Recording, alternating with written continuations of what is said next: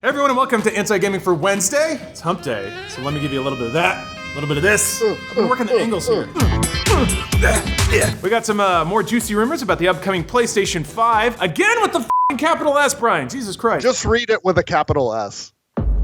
I didn't even hear what he said. That includes its price, possible release window, and some of its launch games. Yesterday, Wired broke the story about some initial details about Sony's next-gen console, like its specs, the fact that it's gonna have a solid-state drive for faster load times, and 8K. It's actually 4 times 4K. I know that! I gotta catch my breath. Humping winded me a little bit.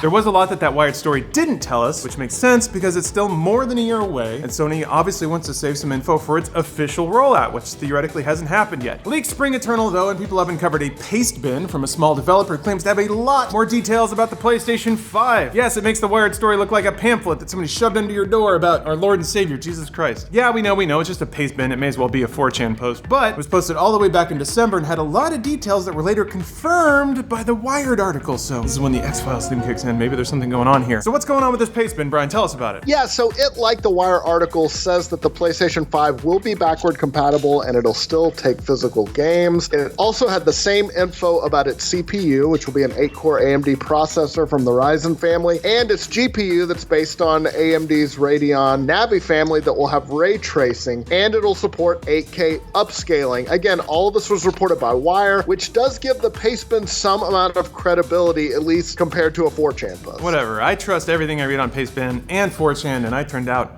okay. Except for getting winded for humping for about 4 seconds. Maybe that's not so great. The Pastebin does go on to give a lot more details, and this is where it gets really juicy. And again, none of this is confirmed, but it was right about all that other stuff. It goes on to say the PlayStation 5 will release in March or November of 2020. It also says that Sony will roll out a second version of its VR headset, the PSVR 2, very imaginatively named, in 2020, along with the PlayStation 5. This is reading like science fiction. PlayStation VR 2, PlayStation 5 in the year 2020. They got some more details about PSVR 2, right, Brian? Yeah, it will allegedly cost around $250. It's going to have better resolution with a 220-degree field of view, and it will also be wireless. Cool! Its battery life will be 4 to 5 hours, headphones will be integrated, plus it will have eye tracking and much less cable management, which is good always for any kind of VR. Yeah, that braid of like 4 thick-ass cords going over your chest really takes you out of it when you got 2 big Tetris blocks right in your face. As for the PlayStation 5, it'll have a DualShock 5 controller, because of course it will, some sort of camera inside the box for VR purposes, like a PlayStation Eye, 4? I don't know what we're up to now. And apparently this camera is also for, quote, more analog precision for FPS games. Whatever that means.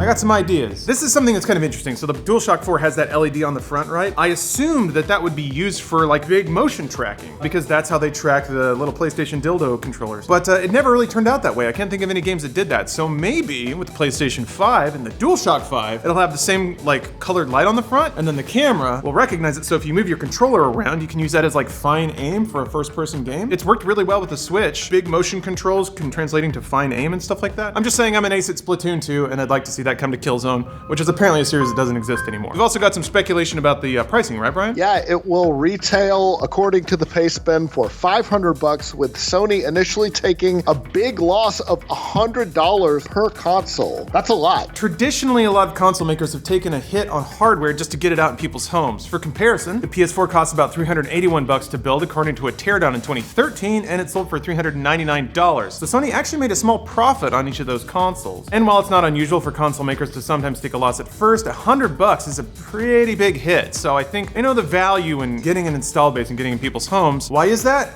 Services. PlayStation Plus will also return, but there will be a new service called PS Plus Premium. This will give people early access to betas and the ability to create private servers, thing a lot of people have been asking for. And we assume that it'll cost more. All right, now let's talk about games, because that's what's gonna sell these consoles, right? Brian, what do we have in that regard? Yeah, the Pastebin says that the PS5 will launch with a number of exclusives, including Gran Turismo 7, which will have VR, a 4K remaster of PUBG of all games, The Last of Us 2 remastered, and a remaster of Ghosts of Tsushima. It makes sense, right? Remastered games is definitely a tactic Sony's used in the past when launching the PS4, and some of the PS4's biggest games in the early days were remasters, The Last of Us, along with the port of GTA 5. So look forward to a lot of bridge games that come out on both the PS4 and the PS5, or whatever they're gonna call it, PS Panther. I just love that sound effect. There are 2 or 3 more AAA games planned, as well as some PSVR 2 games games in the works. What about those, Brian? They didn't say any more about PSVR 2 games, but they did get into some non-exclusive PS5 games next year. They will allegedly include Battlefield Bad Company 3, a Harry Potter game, an Assassin's Creed game, and drumroll, GTA 6. That's the big one. And while Grand Theft Auto 6 will obviously be multi-platform, Sony is apparently going to pay big money to have it exclusive for 1 month. That's it. We're back. Console Wars exclusives. Everybody get mad. Let's do this. Except it's PlayStation. Everybody likes PlayStation, so no one's gonna get mad about this. Hey, how much money are we talking about? This is my favorite part. Let's do some speculation. So based on the sales of the PS4 versus the Xbox One, let's assume that Sony has about 69% of the possible GTA 6 players versus 31% for Microsoft. Basically, we're taking the ratio of consoles sold and slapping that down on top of the game divided by platform. Okay, if we take that and combine it with GTA 5 sales, which were insane, in 3 days it made more than $1 billion in retail sales. So we take our ratio and plop it right down on that billion. According to our fuzzy math, if Sony wanted to compensate Rockstar for 3 days of lost sales on the Xbox, it would be paying around $310 million, and that's just for 3 days for GTA 5. That came out years ago. Now, we've reported on GTA 6 in the past, and we actually know some details about where it will be set. What are those details, Brian? Yeah, sources told us last year that it's already codenamed Project Americas, and it will be based in Miami. So maybe a Vice City return, although we don't know if it's going to be set in present day or the past. We do know that the reason it's codenamed Project Americas is because you'll be able to fly between the USA and South America when you're doing missions. So maybe some drug deals, things like that. That's not what everyone's into now. We're all into the opioids. It's not really sexy to make a GTA game about selling OxyContin across the border. GTA Sackler family. GTA, why is mom asleep all the time? The Pastebin source said they've, quote, been hearing rumors about Miami and New York in the game, so we'll see if that turns out to be true. GTA 6 will, according to Pastebin, probably release in the holiday season of 2020, which makes sense for a game of that magnitude, and also makes that 1 month exclusivity so much more spicy. So if GTA 6 launches late November, and the month pushes the Xbox version or any other version outside of the holiday window, holy shit. Sony just dropped a bomb on you. The anonymous source said that there's also a Horizon Zero Dawn sequel planned for 2021, which is a real year that we're actually heading to.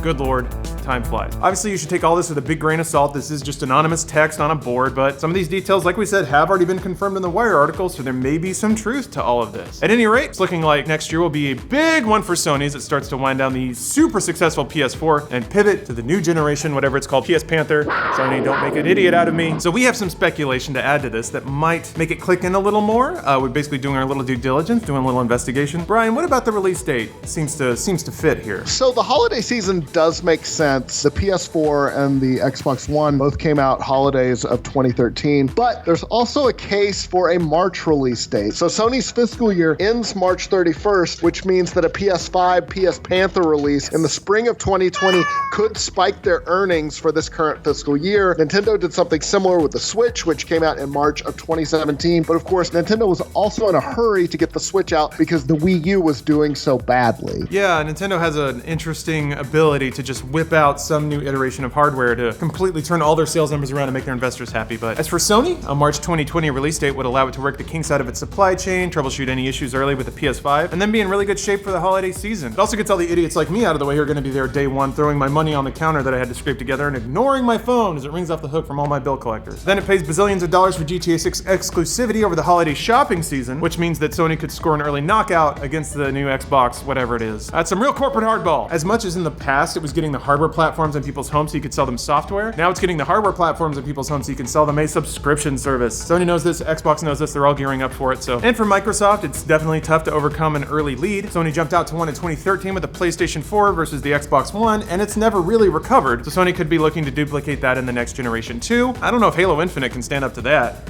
or really any Microsoft exclusive. GTA is the Colossus in gaming. Fortnite 2. There you go, Microsoft. Lock that one down. PUBG worked out so well for you, right? Start saving up your pennies. If you have friends, just stop talking to them because they're gonna ask you to do stuff and you gotta save that money. So stay at home, play GTA again. Brush up on your lore so you can call this out. I'm trying to think of other fictional GTA cities. North Luton, Yankton, right? From the beginning of GTA 5. Wait, what was Yankton supposed to be? Is that? I think it's like the Midwest. It's all snowy, right? Yeah.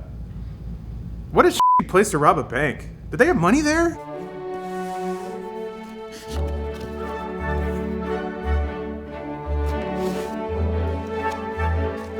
Controller. Here are all the download codes, it looks like. 1 month gold. That sucks a little bit.